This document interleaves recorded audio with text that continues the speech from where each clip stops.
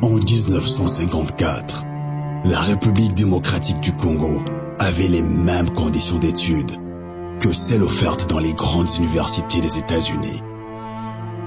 Après 32 ans de dictature, plus de 17 ans de guerre, arrive la misère.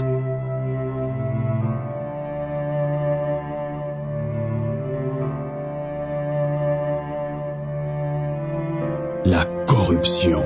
L'homme congolais est arrivé au point où, devant l'argent, il n'existe plus.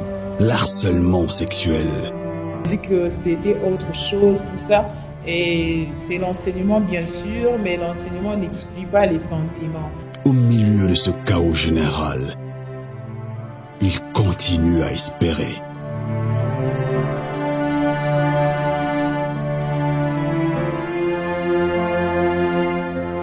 I still believe there is a bright future for the Congo. Un film produit par Congo Mikili Cinéma, par le même réalisateur du documentaire, Mamadou Ndala. Hope in Darkness, l'espoir dans l'obscurité. Disponible en vidéo, en demande sur Congo Mikili à partir du 1er mai 2015 à seulement $4. Ndenge nini kosala pona ko benga Congo na benga Congo. L'heure oza na Congo Mikili, cliquez likolo place bakomi, appelez le Congo à moins cher. Sima, créez compte na yo, pe kotisa mot de passe na yo.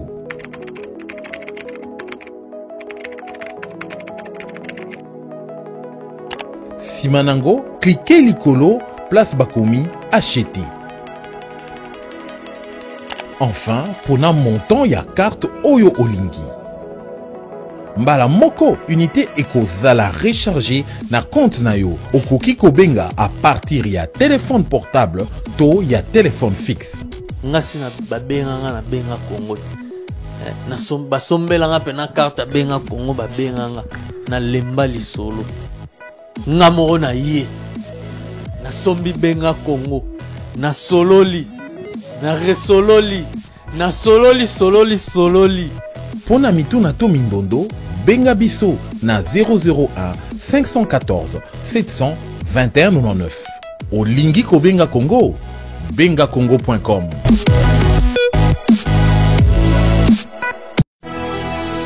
L'analyse du jour.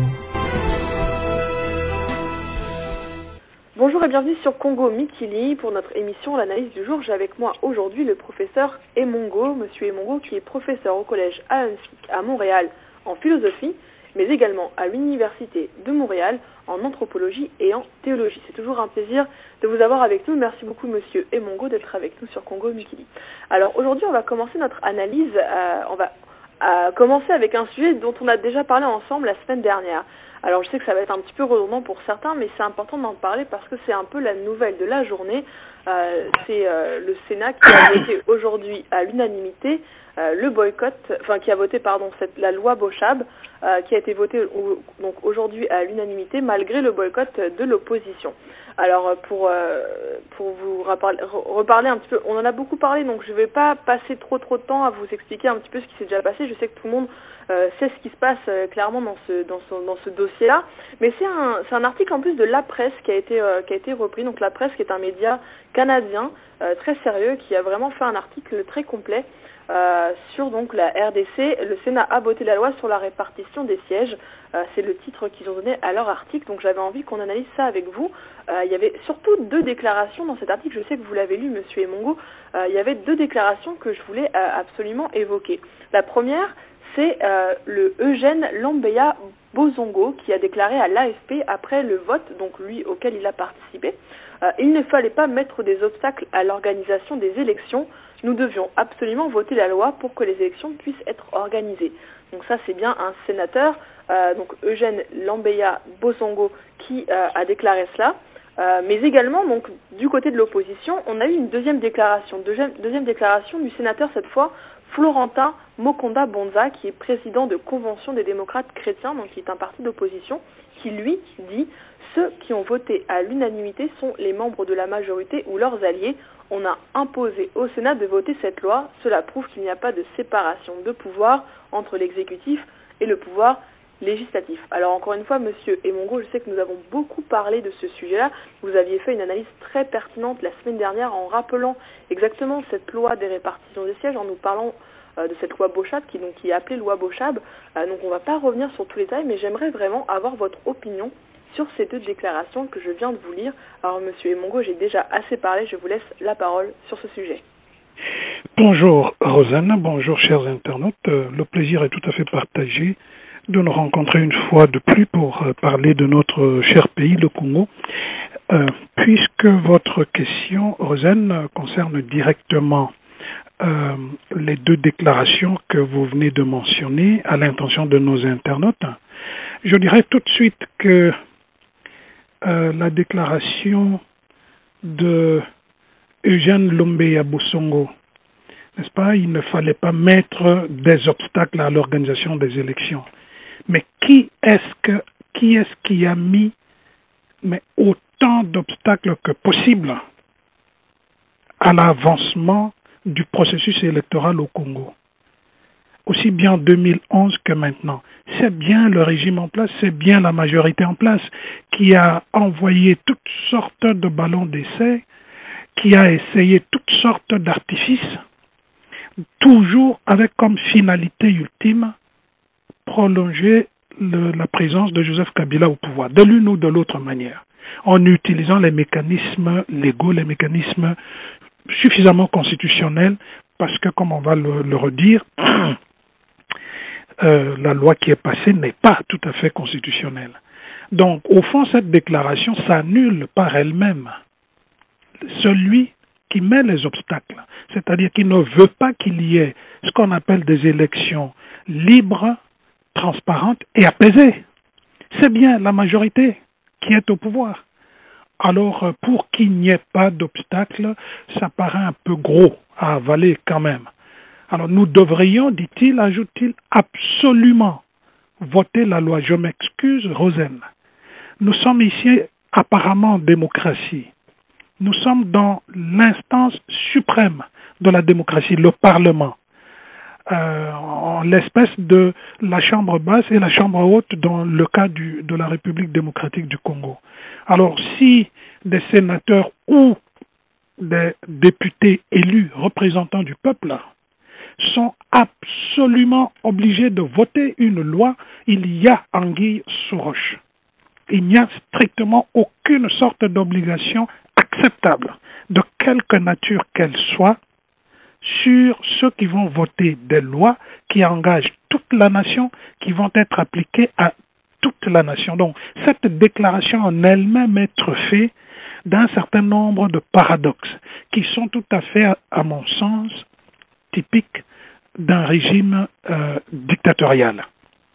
Alors donc, pour que des élections puissent être organisées, mais enfin, les élections doivent être organisées. Au fond, la déclaration de M. Lombeya semble nous dire que si on n'avait pas voté cette loi, si le Sénat n'avait pas voté cette loi, il n'y aurait pas eu d'organisation d'élections en République démocratique du Congo en 2016. Voyez, madame, et voyez, chers internautes, comment les gens qui sont au pouvoir et qui portent le destin d'un pays comme le Congo dans leurs mains, là je ne parle pas des Rwandais qui nous ont infiltrés, c'est un fait, ça ne se discute plus, le régime en place est pro-rwandais, c'est bien connu. Mais voilà des Congolais qui se débattent, des Congolais élus, et ça c'est très important, mais qui font l'impossible pour satisfaire Joseph Kabila. Et satisfaire Joseph Kabila, ça signifie en termes propres prolonger l'asservissement du Congo via le Rwanda et l'Ouganda. Et cela veut dire, si nous allons un peu plus loin, trahir la nation congolaise au profit de l'étranger. Alors, apparemment, il semblerait si je voulais extrapoler et mettre un peu du mien, il semblerait qu'à Kinshasa, le fait de bien parler français suffit. Non. Voilà comment, en 2 ou 3 lignes, M.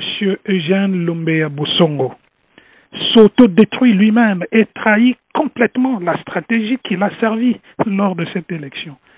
Comment, en tant qu'élu, peut-il être obligé de voter une loi, quelle qu'elle soit? Point d'interrogation. Pourquoi est-ce que sans l'élection de cette loi, il n'y aurait pas organisation des élections au Congo? Point d'interrogation. Qui est-ce qui met des obstacles pour dans l'organisation des élections au Congo 2016? Sinon, la même majorité qu'il sert. Alors, ça c'est un premier point. Deuxième déclaration, celle qui nous dit, celle de M. Florentin Mokonda Bonza, ceux qui ont voté à l'unanimité sont les membres de la majorité ou leurs alliés. On a imposé au Sénat de voter cette loi. Voilà encore un problème. Sans doute, sans aucun doute, M.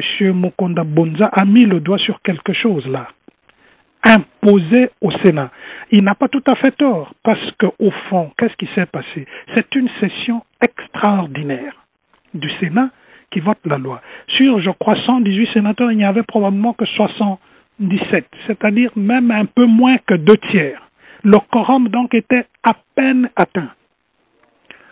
Et donc ce sont ces quelques individus, parmi ceux qui ont voté, probablement tous n'ont pas voté, ou quelques-uns ont voté contre. Peut-être certains se sont abstenus. Au fond donc, la procédure apparemment légale est un véritable déni de démocratie. C'est très simple à constater. Tant que le Sénat était en session ordinaire, ça ne passait pas. On attend que le Sénat soit en vacances et alors on convoque une session. Qui a convoqué cette session? C'est le même Kengo qui parlait au nom du Sénat et qui disait le Sénat rejeté. Voyez pourquoi la semaine passée, je disais, tout ceci c'est bonnet blanc, blanc bonnet.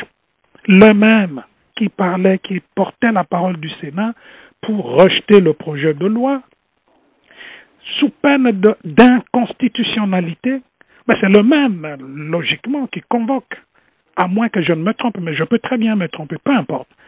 Dans l'hypothèse où je me trompe, ce n'est pas Kengo le président qui convoque le Sénat. Dans tous les cas, des sénateurs, et suffisamment nombreux, ont eux aussi trahi la nation, ont accepté de répondre à cette convocation, ont siégé, ont voté une loi que le Sénat dans son ensemble reconnaissait inconstitutionnelle.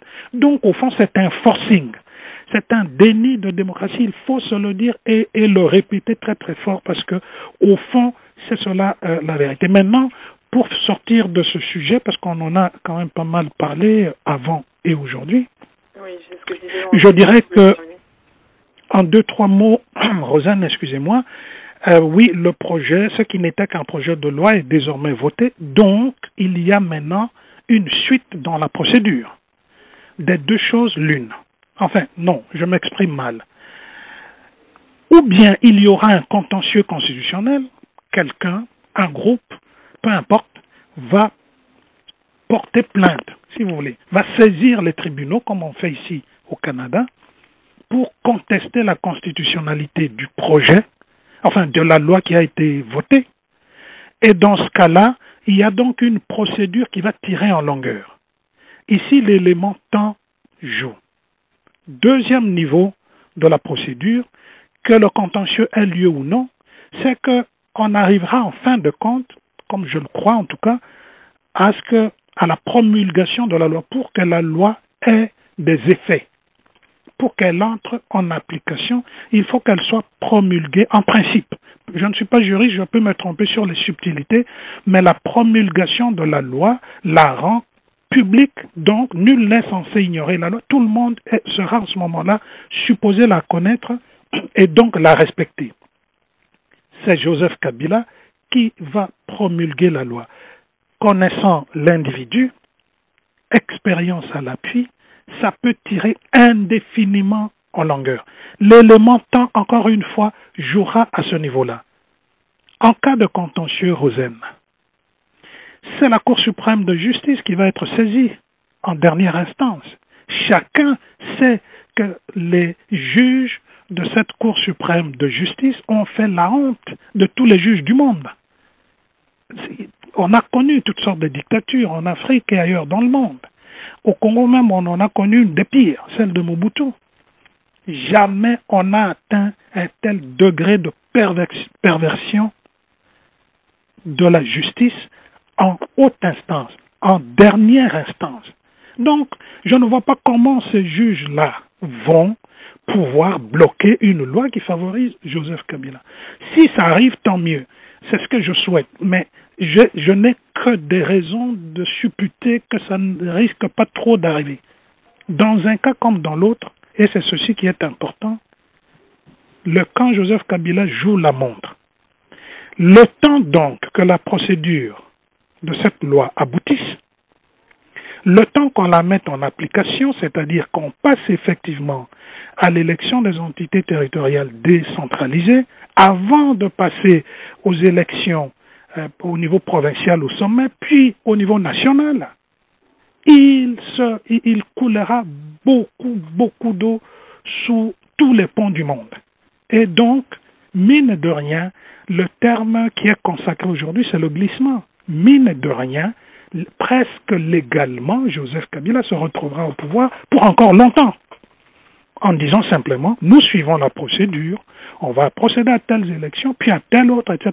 Mais le temps qu'il promulgue la loi, le temps que le contentieux, s'il existe, aboutisse, le temps qu'il promulgue la loi, le temps que l'on passe à la mise en application de la loi, à l'organisation de ces différentes élections à l'échelle, il y a découpage territorial, avec à peu près aucune infrastructure de base.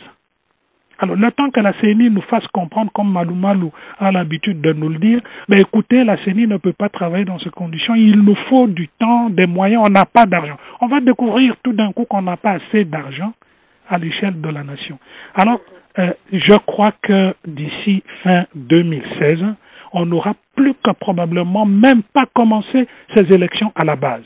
Donc, 2017 et peut-être 2018, nous serons dans une espèce de non-État où, depuis la présidence de la République jusqu'en bas, pratiquement aucun élu ne sera viable parce que aucun ne sera plus légitime. Et c'est cette espèce d'imbroglio voulu. Je dis bien voulu parce que Bochababo s'est époumoné pour défendre son projet de loi. Tout ceci tient d'un calcul machiavélique.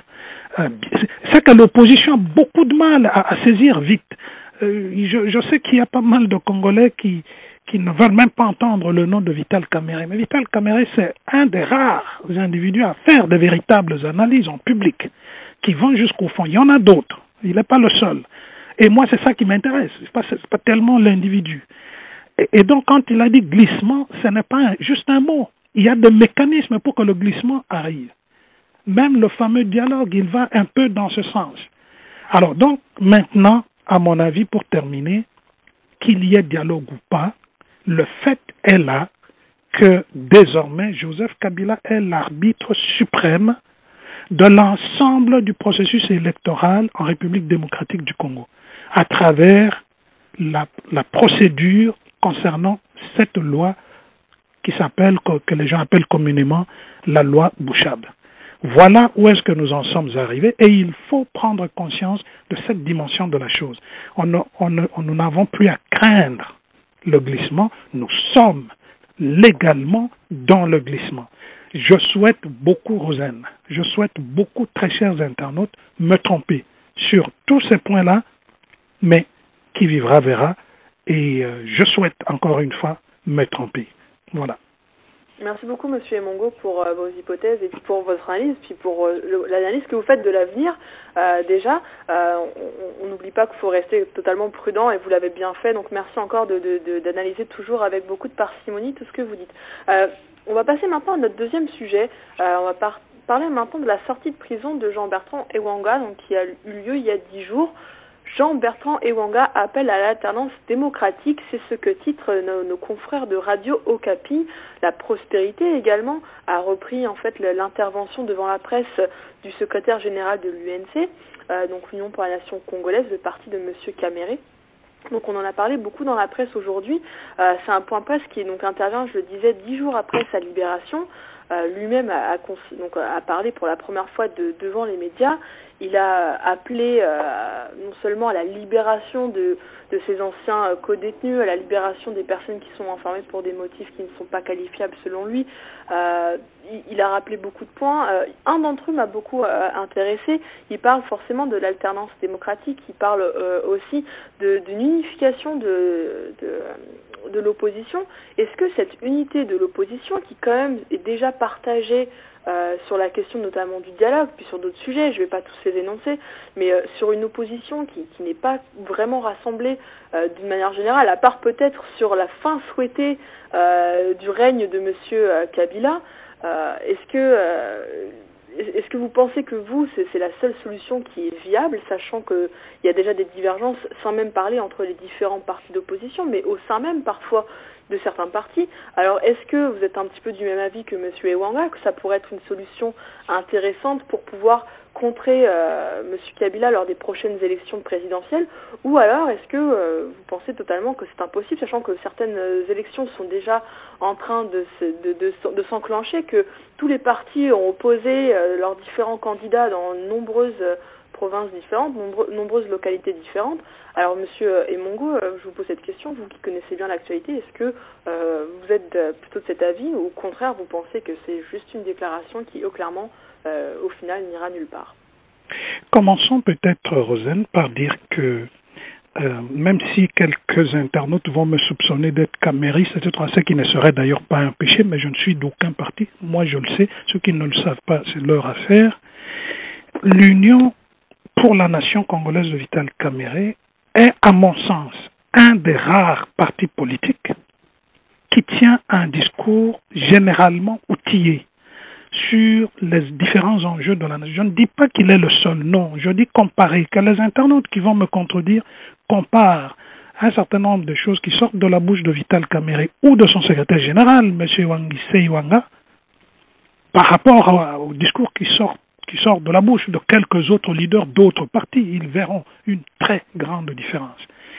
Et ça, je me félicite de ça, non pas parce qu'il faut que tout le monde applaudisse l'Union pour la nation congolaise de Vital Kamerhe, mais pour que, éventuellement, ceux qui font la politique au Congo prennent exemple partout où il est bon.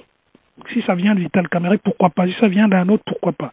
Cela dit, Monsieur Ewangise Iwanga sort de prison après 11 mois de détention sur 12, et en tant que secrétaire général de l'Union, de l'UNC, il prend la parole, et je n'ai pas beaucoup entendu dans son discours des éléments de haine, des éléments de vengeance. J'ai surtout entendu quelque chose qui me plaît. Ça n'engage que moi. Je sais ici un jugement presque de valeur, mais je crois que c'est suffisamment objectif. Depuis quelques mois que je passe sur ce plateau et à cette émission, je n'ai pas cessé d'appeler l'union, le rassemblement des partis politiques. Je ne dis pas que tous les partis politiques d'opposition doivent être ensemble, c'est d'ailleurs impossible. L'union, un minimum, c'est comme ça que vous pouvez vous présenter en interlocuteur valable. Vous arrivez à faire des concessions, à inhiber au moins en partie les égos et à concevoir une espèce de programme commun. Nous voulons le pouvoir pour changer le Congo. Par la suite, après ce mandat-là que nous allons partager, nous allons ensuite nous retrouver chacun pour soi. Je n'ai pas cessé d'appeler cette dimension-là. Maintenant, il faut qu'on se comprenne. Les différentes formes de rassemblement des partis politiques d'opposition dans l'histoire récente de la République démocratique du Congo, on en a connu des tas depuis 1961. Après l'assassinat politique de Patrice Emery Lumumba d'illustre mémoire, le pays devenait ingouvernable parce que Lumumba n'avait jamais été mis en minorité, il n'a même jamais été traduit devant aucun juge, alors que Kasavubu exhibait soi-disant attestant qu'il aurait écrit une lettre concernant Félix Moumié, qui était un communiste notoire. Bref, la signature même de Lumumba était contestée. document, et c'est d'ailleurs probablement le seul document où sa signature serait contestable. Cela étant, il y a eu toutes sortes de réunions à Coquilhatville, à Tananarive, devenu aujourd'hui Antananarivo, à Lovanium, etc., pour que les gens se mettent ensemble. Pourquoi? Parce que simplement, la majorité parlementaire qui aurait dû rester au pouvoir était pourchassée, assassinée, liquidée physiquement sous toutes les formes imaginables. Il y en a qui ont été taillés à la machette à Bakwanga. Eh bien, c'est dans ce cadre-là qu'il fallait trouver comme une nouvelle légalité. Mais comment faire pour écarter cette majorité? Il y a eu toutes sortes d'arrangements, le gouvernement Adoula est arrivé. En 1963, fin 1963, nous savons très bien que le président Kasavubu avait brutalement mis le Parlement en congé et nommé une commission extra-parlementaire pour réviser la Constitution. C'est ça qui a déterminé les partis qui n'étaient pas d'opposition en général, les partis progressistes on les appelait, ou nationalistes, qui était théoriquement toujours majoritaire dans la première législature, à quitter les institutions, à se réunir à Brazzaville, à créer le Conseil national de libération et à s'allier avec l'insurrection du Kwilu, de Pierre Moulele, etc. Ça a donné la rébellion. Le Congo a fait appel officiellement à Moïse Tshombe. On a tout vu au Congo, Rosen. Moïse Tshombe, qui avait décrété la sécession du Katanga le 11 juillet 1960, c'est-à-dire 11 ou 12 jours après l'indépendance du Congo. C'est le plus grand point de départ du chaos. Ce même Tshombe qui est allé en exil, le même Congo va rechercher Tshombe, le bombarde Premier ministre, pour réunifier le pays, pour juguler la rébellion. Tshombe, en 1964, forme son cartel à la CONACO et il gagne aux élections législatives d'avril-mai 1965. Au lieu de le nommer, le désigner informateur, puis formateur, comme le dit la loi, Joseph Kasavubu se met encore à jouer d'atermoiements funestes, pour reprendre l'expression consacrée. Il nomme Kimba et puis un autre, etc., jusqu'à ce que Mobutu prenne le pouvoir. Donc il y a eu, là aussi, cette tentative par Moïse Tshombe de créer un cartel. Mais le cartel, même en gagnant les élections, n'arrive pas au pouvoir. 1990 à 92 et même au-delà, la conférence nationale souveraine, ce qui a bousculé le Mobutu n'a jamais été bousculé de cette façon. Il a connu la guerre, les deux guerres du Chaba, il a connu la création de l'UDPS à l'intérieur même du Congo, un coup très très très dur. Il n'a jamais reçu un tel coup, mais la conférence nationale souveraine, avec quasiment toute une nation contre lui. Ça, c'était l'événement fondamental. Moi, je suis de ceux qui disent, dans un de mes livres, d'ailleurs, consacré à cela, que ce fut une conférence, une assemblée constituante. Il s'agissait de refonder l'État, tout simplement. Mais les très beaux résultats de la conférence nationale souveraine, sur papier, n'ont pas trouvé d'aboutissement dans les faits. Parce que, encore une fois, la corruption, l'intimidation, même la liquidation physique de quelques-uns, etc., a fait qu'il a fallu revenir malgré cette union sacrée qui a mené à bout de bras le combat, un jour à la fois, une heure à la fois, en laissant tomber beaucoup d'enfants du Congo sur le champ d'honneur. Eh bien, il a fallu, malgré tout cela, une guerre imposée du dehors pour que la situation se décante. La question que je me pose par rapport à la déclaration de M. Issé Wanga, c'est l'union, oui, elle est nécessaire, mais est-elle réellement possible? Vous l'avez dit, rien qu'à l'intérieur des partis politiques, nous avons toutes sortes de divergences. Ça qui aurait pu être une bonne chose, la vie démocratique, à l'intérieur des partis. Si ces divergences étaient des divergences d'opinion, mais en règle générale, dans un certain nombre de partis donnés grands et historiques, en règle générale, les dissensions sont purement des querelles d'individus, des querelles d'ego, avec à la clé le licenciement d'un tel, et souvent ce sont des gens les plus brillants qui sont licenciés de ces partis-là. On ne peut pas s'opposer au chef. Et dans tous les cas, dans tous les partis politiques du Congo, sauf erreur de ma part, le chef est inamovible. Et quiconque n'est pas aveuglément, radicalement d'accord avec le chef, est immédiatement agonie d'injures, exclu, etc. Donc, les partis n'ont pas en eux-mêmes le germe d'une unité assez forte pour aller vers les autres partis. Alors, mettre ensemble plusieurs partis, je sais que je vais presque me contredire, Rosen.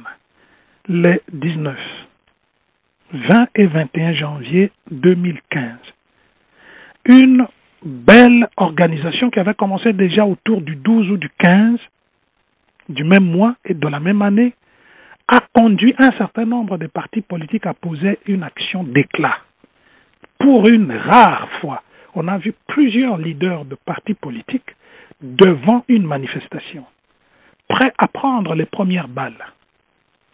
Et nous savons très bien que ça durait encore 2 ou 3 jours, Joseph Kabila tombait. C'est tout à fait évident. On a même des analyses qui vont totalement dans ce sens. Ça veut dire que cette unité, cette union des partis politiques pour la conquête du pouvoir n'est pas impossible. Mais elle n'arrive pas à se donner l'envergure qu'il faut par rapport aux enjeux en présence. Et il faut donc cette envergure, pas seulement dans la pensée, pas seulement dans l'organisation, pas seulement dans le respect de la légalité, mais surtout dans la conquête du pouvoir. Il faut aller jusqu'au bout de la logique. C'est ça qui généralement manque. Je peut-être sors de ce sujet en disant, mais lors de la conférence nationale souveraine, une des erreurs, selon moi, mais ça c'est après coup surtout qu'on le voit, mais même à l'époque, beaucoup de gens l'avaient déjà supputé, une des erreurs d'analyse de la situation de la part des représentants du peuple au palais du peuple, c'était de penser qu'on pouvait liquider le moboutisme comme système tout en tenant Mobutu pour un interlocuteur valable, alors que les deux, l'un ne pouvait jamais aller sans l'autre. Mobutu l'a démontré, il a tout récupéré par la force, par l'assassinat, par la corruption, par l'intimidation, peu importe, c'est pas son problème. Il a à peu près tout récupéré et ça laisse l'impression que la conférence n'a rien donné. Non, les meilleurs résultats que le Congo ait jamais eu des assemblées de ce genre, ce sont les résultats issus de la conférence nationale souveraine. Mais tous ces résultats ont été trahis systématiquement par les mêmes ténors de la conférence nationale qui ont mal analysé les choses, ont eu des objectifs pas très clairs et au final se sont retrouvés terriblement isolés. Le nombre de fois où un Ngund Karliband a trahi l'opposition, personne ne peut plus le compter. Donc voilà ma proposition pour qu'on reste quand même dans le positif, c'est que si l'Union pour la nation congolaise de Vital Kamerhe veut aller dans le sens du rassemblement des partis politiques pour la conquête du pouvoir, je conseille vivement de commencer par rallier les plus petits partis possibles. Autant vous en aurez, et plus vous vous retrouverez représentés, même indirectement, à l'échelle de la nation. Donc un grand travail que vous avez à faire d'implantation de votre propre parti un peu partout, ce rassemblement vous le fait, vous le livre pratiquement clé en main. Et c'est à partir de ce moment-là, vous pouvez, quand vous tendrez la main aux grands partis politiques, ils seront comme dans l'alternative, vous voulez le pouvoir, vous venez avec nous. Vous ne venez pas avec nous, vous vous donnez à vous-même les chances d'échouer. Mais aller comme UNC vers les autres partis, je me souviens quand même en 2011, Vital Kamerhe a tendu la main à plusieurs reprises, bien avant qu'il ne commence à parler de la stratégie de contournement.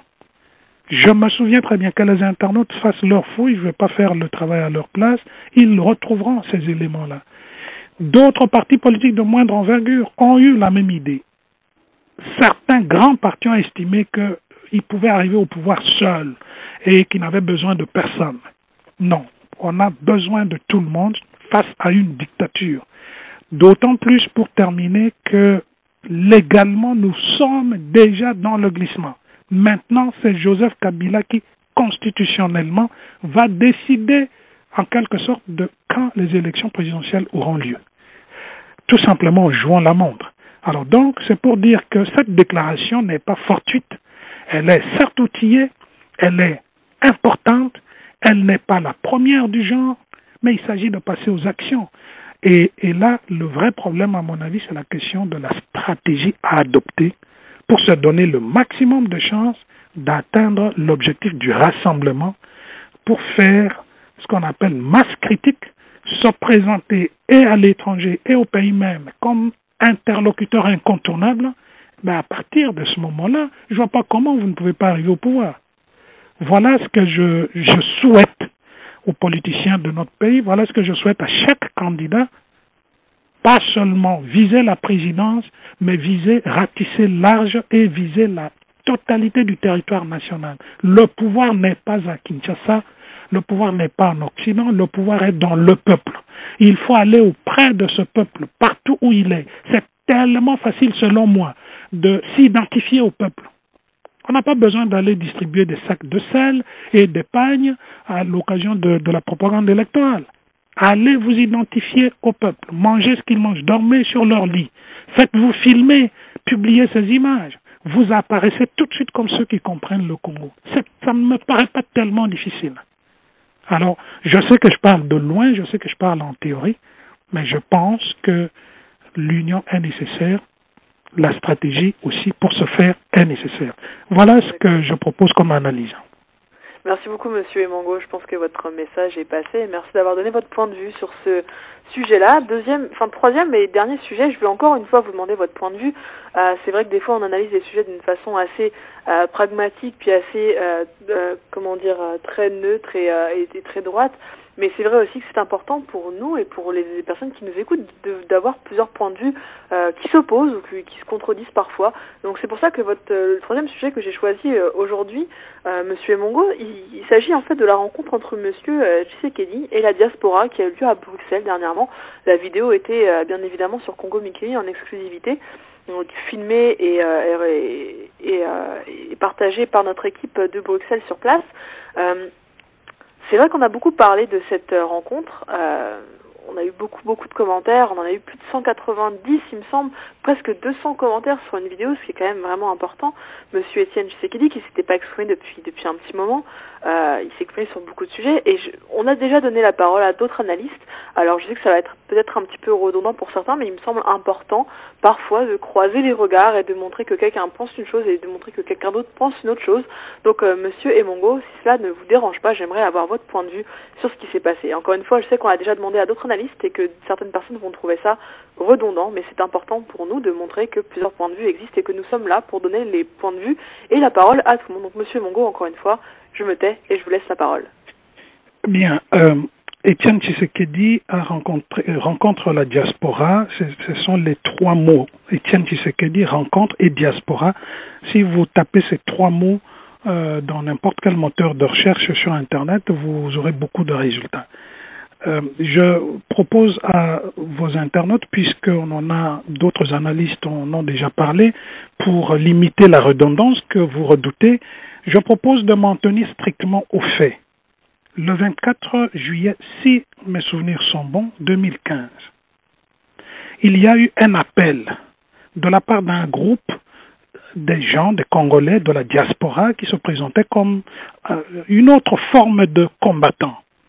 Un appel poli, c'était des gens bien vêtus, des gens assis, tout cela je pense était étudié, ils étaient assis, ils ont parlé à tour de rôle, ils ont parlé posément, ils ont invité tout le monde à venir. Ils ont proposé qu'il y aura un concert, les artistes qu'eux-mêmes ont interdit pendant longtemps de scène, quelques-uns seront invités pour se produire. Bref, ils ont, je crois, voulu une grande fête de rassemblement populaire autour de la figure d'Étienne Tshisekedi.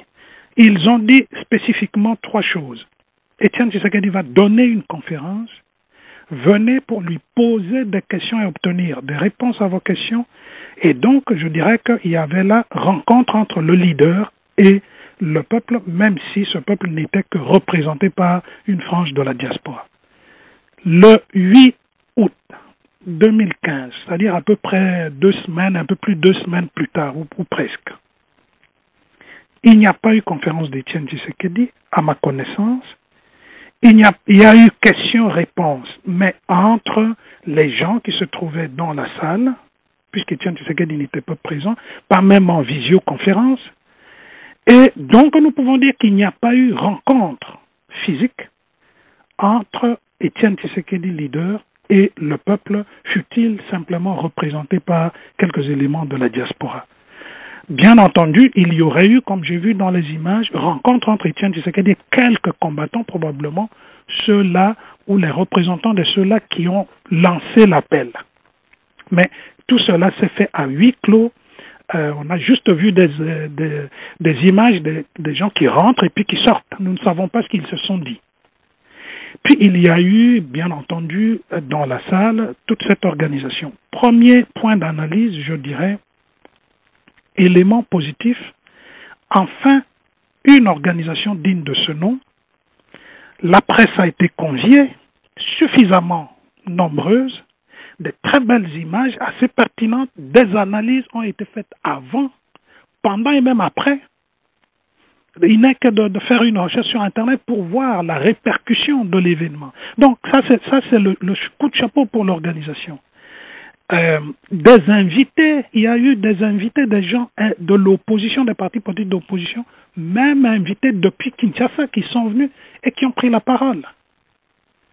Coup de chapeau à l'organisation. C'est tellement rare. C'est ça le rassemblement dont j'ai parlé ici même à cette émission où je demandais précisément à l'UDPS de s'ouvrir à d'autres partis. J'ai été agonie de toutes sortes d'injures par les inconditionnels. L'UDPS n'a besoin de personne et puis de toute façon je ne vaux rien. Ben, c'est pas très important. Ces gens-là jouent leur carte, la carte de l'intimidation. On sait d'ailleurs que ce sont toujours les mêmes pseudonymes qui utilisent d'ailleurs toujours les mêmes vocabulaires, mais c'est pas ça qui compte. Seul le Congo nous intéresse. Mais pour une fois, dans la salle, c'est l'UDPS qui était le maître d'œuvre. Il a réussi l'organisation au niveau de la presse, de la couverture médiatique de l'événement. Il a réussi l'organisation en invitant des membres d'autres partis politiques d'opposition. Ça veut dire que ces gens se sont déplacés pour venir à la rencontre d'Étienne Tshisekedi. Sur le plan, Rosen et chers internautes, de la propagande d'un parti politique, c'est très important. On se déplace depuis Kinshasa pour rencontrer Étienne Tshisekedi. Donc il ne faut pas le prendre comme des faits anodins. Il ne faut pas juste parce qu'on aime Étienne Tshisekedi, alors il n'a besoin de personne. Non, il a besoin de tout le monde. Comme nous avons besoin, nous tous, de chacun et de chacune. Et dernier élément de réussite, c'est quand même des gens qui étaient contre le dialogue ont été admis dans la salle, se sont produits civilement, de manière respectueuse, la parole a circulé, on a entendu tout le monde, ceux qui pouvaient proposer des réponses les ont proposées, pas d'acrimonie. Je trouve que c'est un très bel exercice. Cependant, et là j'essaie de ne m'en tenir qu'aux faits, il y a eu une sorte de glissement quand même, c'est-à-dire ce qui aurait dû être la rencontre entre Étienne Tshisekedi et le peuple est devenu, le peuple à travers la diaspora, dis-je, est devenu la soirée organisée autour de ceux qui sont pour et ceux qui sont contre le dialogue. Bon, je comprends que l'organisation a été peut-être un petit peu prise de court par le fait qu'Étienne Tshisekedi ne pouvait pas être présent. J'ai nettement l'impression que tout ça s'est décidé à la dernière minute, ou presque. Bref, l'essentiel c'est que on a modifié un petit peu la teneur de la chose, mais sans grand préjudice de mon point de vue. Un autre élément presque de glissement, sans en donner l'air. Quand on circule un peu sur la toile, on se rend compte que cet événement semble polariser deux grands mouvements. L'UDPS d'un côté, puis la Pareco de l'autre. Il semblerait, je n'étais pas dans le coup, les images ne nous disent pas tout, il semblerait, excusez-moi, que les gens, les manifestants dehors, même s'ils n'étaient pas nombreux, étaient essentiellement de la Pareco. Donc, cette polarité en elle-même affaiblit un petit peu l'UDPS. C'est-à-dire que là où l'UDPS aurait pu être le plus grand mouvement de rassemblement, à l'occasion, qu'il a organisé lui-même comme parti politique. À cet effet, eh bien, ça n'a pas empêché une dissidence. Et c'est comme ça la démocratie, c'est tout à fait valable, que ce que les manifestants soient de la PARECO ou d'autres choses, peu importe. Ils ont exprimé leur opinion de cette façon-là, et à ma connaissance, en tout cas jusqu'à preuve du contraire, ils n'ont agressé physiquement personne. Alors, un autre élément d'analyse que je trouve assez important, la justification que Babi Balukuna a donnée, n'est-ce pas, de l'absence d'Étienne Tshisekedi dans la salle, me semble hautement improbable. Je sais que je suis très critique, mais je dis ce que je pense. Écoutez, il a dit à un moment donné, si je me souviens bien, que la sûreté belge, comme vous l'avez vu dehors, etc., a préféré, a demandé à Étienne Tshisekedi de ne pas se présenter dans la salle pour des raisons donc de sécurité. Très bien, personne ne peut s'opposer à ça. Mais il m'a semblé entendre quelque chose, comme sinon Étienne Tshisekedi arriverait dans la salle, prendrait position pour un camp par rapport à la question du dialogue contre un autre camp et que ça pouvait créer des soulèvements. Non, c'est mal dit.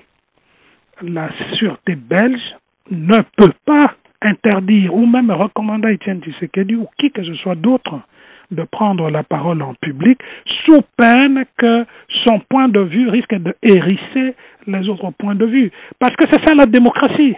Le travail de la police, ce n'est pas d'empêcher l'expression sur la place publique. En démocratie, c'est de permettre l'expression pluraliste sur la place publique et de prendre les mesures pour contrer effectivement ceux qui pourraient mettre en péril l'ordre public. Donc c'est tellement mal dit. C'est pour ça que j'ai l'impression que ça a été un peu improvisé vers la fin. Il ajoute aussi, dans cette explication, dans cette justification de Babi Balukuna, il dit que Étienne Tshisekedi était déjà prêt, il était habillé, il était prêt à venir, il ne pouvait plus le faire parce que la sûreté belge, etc. Mais sur les images, nous voyons bien que les combattants qu'il a reçus étaient déjà à son domicile, ou en tout cas là où il les a reçus. S'il était habillé, prêt à venir, en principe, ces combattants-là seraient déjà dans la salle. À quel moment est-ce qu'ils sont partis de la salle pour aller le rencontrer en catimini? Et je le dis en dehors de tout sens péjoratif, disons à huis clos pour être plus correct. Donc là, on voit bien qu'au niveau de l'analyse, non, il y a un petit problème de timing. Probablement, Étienne Tshisekedi, plus que probablement, ne pouvait pas venir dans la salle pour un certain nombre de raisons. Probablement que les organisateurs l'ont su un peu tard, parce que les combattants qu'il a reçus semblent l'avoir su à temps. Ils se sont déplacés à temps. Et ils ont été reçus à temps. À moins que je ne me trompe sur le timing, ils ont peut-être été reçus avant midi, peu importe, mais bon, ce sont eux qui l'ont invité à venir rencontrer le peuple. Je ne comprends pas qu'ils soient allés le rencontrer à huis clos, en dehors de la salle où tout le monde attendait. Donc, il y a là aussi quelque chose de boiteux dans la justification. Dernier élément boiteux de cette justification, à mon sens, c'est que Babi Balukuna a dit, mais il y a une vidéo a été enregistrée du message d'Étienne Tshisekedi, mais que pour des raisons de temps, on ne pouvait pas diffuser toute la vidéo dans la salle parce que ça prendra probablement 3 heures. Très bien, aucun problème avec ça. Mais ce fut, je crois, le 8 août. Nous sommes aujourd'hui le 11. Où sont les images de cette vidéo?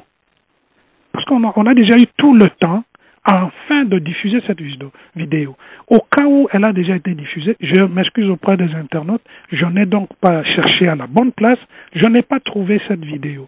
Et en ce moment-là, mais très bien, je vais me rattraper, je vais peut-être les retrouver si quelqu'un m'indique où je peux trouver cette vidéo. Donc là, encore une fois, il semble que probablement la vidéo n'a pas été faite, ou si elle a été faite, mais il y a quelques problèmes avec soit les images, soit au niveau technique. Bref, l'ensemble de la justification me semble un peu tiré par les cheveux.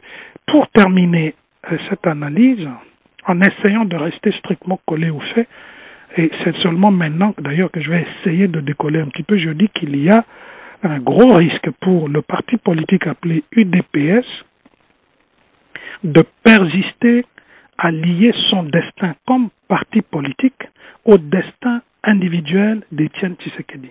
Étienne Tshisekedi, en principe, est au service de son parti et du peuple congolais. Donc, il passera, comme moi je passerai, comme tout le monde passera. Mais il faut que l'UDPS demeure en tant que structure. Et moi j'ai l'impression que tout ceci, deux sorties d'Étienne Tshisekedi, pourquoi ne pas le dire, deux sorties manquées, pas de la même façon, pas au même degré, je suis parfaitement d'accord. Celle-ci est de loin meilleure, mieux organisée, avec une équipe autour de la chose qui essaie de coller ici, de rattraper là, d'arranger. Mais est-ce qu'il n'est pas temps pour le parti politique appelé UDPS d'écouter sa propre frange? N'est-ce pas, les Tipamba Mouila, si je ne me trompe, sont des gens qui font aussi des réflexions qui sont sur le net, dans des sites d'ailleurs de l'UDPS Benelux, où ils sont contre le dialogue, où ils se posent des questions sur le lien entre les leaders, la direction du parti et la base du parti. C'est ça la vie démocratique dans un parti politique. Il faut à un moment donné remettre ce qui doit l'être en question. Ce n'est pas moi qui vais le dire pour que les gens de l'UDPS le fassent. Je dis, s'ils peuvent le faire, ça donnera un nouveau souffle au parti, ça donnera un exemple à beaucoup d'autres partis. Pour ma part, Rosanne, et je termine par là, j'ai proposé, lors d'analyses précédentes, que Étienne Tshisekedi joue un rôle inédit dans l'histoire immédiate de la République démocratique du Congo, en se retirant. Quelle que soit la raison, les politiciens ont toujours trouvé une raison pour se retirer. Et en indiquant lui-même, soit un dauphin en termes d'individus, soit un groupe d'individus, Étienne Tshisekedi nous rendra le plus grand service qu'il puisse rendre au peuple du Congo. Parce que ce faisant, toutes les énergies qui sont aujourd'hui autour de sa personne vont être galvanisées vers la réussite de son héritage. Et ça, c'est inédit. Il faut qu'on le comprenne. Patrice Emery Lumumba s'est sacrifié. Il a voulu le pouvoir, il l'a eu. Il a voulu faire des choses au Congo, il n'a pas pu les faire. À un moment donné, il s'est sacrifié. Il l'a dit d'ailleurs, qu'on lise le livre de Thomas Kanza, Conflict in Congo, où il dit clairement que Lumumba lui a dit au téléphone quand il était encore à l'ONU, je pense que ma mort, c'est la dernière chose que je puisse faire pour le Congo, pour hâter l'avènement de son indépendance véritable. Donc, se sacrifier n'est pas comme perdre. Non, moi je trouve là-dedans une victoire intemporelle. Vous entrez dans l'histoire d'une autre manière. Vous devenez ce qu'on appelle une idole. Et la mort des idoles a toujours galvanisé les énergies. Combien de gens ne se suicident pas quand leur idole, un musicien, meurt? Combien de gens ne se sont pas suicidés après la mort de Michael Jackson? Je ne peux pas vivre sans lui. Donc, le sacrifice de l'idole, c'est quelque chose de formidable. Mais le sacrifice ne veut pas dire mourir. Le sacrifice, ça peut être simplement passer la main. Ça, c'est mon souhait. C'est juste un souhait qui n'engage que moi. Les gens de l'UDPS, les inconditionnels, pensent que en dehors d'Étienne Tshisekedi, il n'y a pas de salut pour le Congo. C'est une erreur. Parce que simplement Étienne Tshisekedi n'est pas éternel. Et tout simplement aussi parce que si demain l'UDPS et Étienne Tshisekedi gagnent, ce n'est pas leur victoire, c'est la victoire du peuple. Et ça aussi, les gens se trompent là-dessus. Ils se battent pour gagner à titre individuel ou en tant que parti politique. Non, il faut viser de gagner pour le Congo. Sinon, on défend dégager Kabila, on prend sa place, on fait la même chose. Voilà, donc si on arrive au pouvoir autrement qu'au nom du peuple, avec le peuple et pour le peuple, on ne tiendra pas longtemps au pouvoir. Et le pouvoir en lui-même va vous corrompre tellement vite que vous allez commencer à prendre des décisions impopulaires. C'est d'ailleurs inévitable étant donné la situation de décrépitude du Congo et même de déréliction sur le plan moral. Donc voilà, l'UDPS est un parti formidable qui a fait des choses. Étienne Tshisekedi, n'en parlons pas, figure de proue de beaucoup de choses dans l'histoire du Congo, mais à mon avis, il faut repenser la stratégie autrement et le plus vite serait le mieux. Sinon, ce parti va se faire supplanter par d'autres et plus que probablement, il va imploser et ce serait vraiment une perte incommensurable. Voilà ce que je peux dire aujourd'hui sur ce sujet, Rosen, après ce que les autres ont dit. Merci beaucoup, Monsieur Emongo, d'avoir partagé vos opinions sur ces 3 sujets-là, puis d'en avoir fait une analyse complète. C'est vrai que c'était 3 sujets vraiment intéressants et vous avez donné des analyses vraiment pertinentes. Après, chacun a son opinion. Il faut bien le rappeler que les analystes que nous recevons dans cette émission donnent souvent leurs opinions et que ces opinions-là sont, encore une fois, indépendantes de Congo Mikili, mais qu'il faut donner la parole à tout le monde. Et je pense que vous avez donné votre opinion de façon très claire et très précise aujourd'hui. Donc merci pour ça. Au plaisir de vous avoir une nouvelle fois dans cette émission de l'analyse du jour. Merci encore d'avoir été avec nous et de nous avoir suivis. À très bientôt sur Congo Mikili. À très bientôt, chers internautes. Au revoir.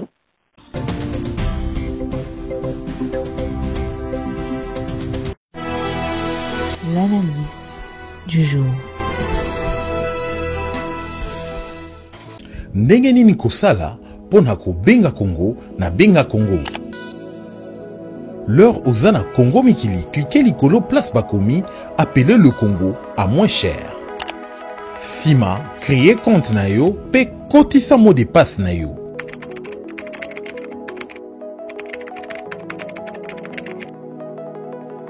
Sima nango, cliquez l'icône place Bakomi, acheter. Enfin, pour un montant ya carte Oyo Olingi. Mbala moko unité ekozala recharger na compte na yo okoki kobenga à partir ya téléphone portable to ya téléphone fixe. Ngasi na babenga na benga Congo.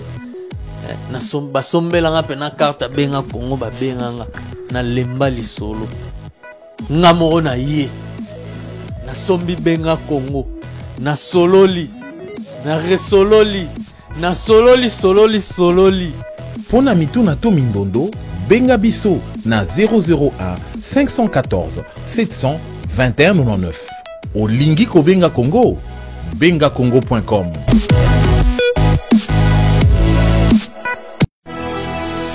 L'analyse du jour.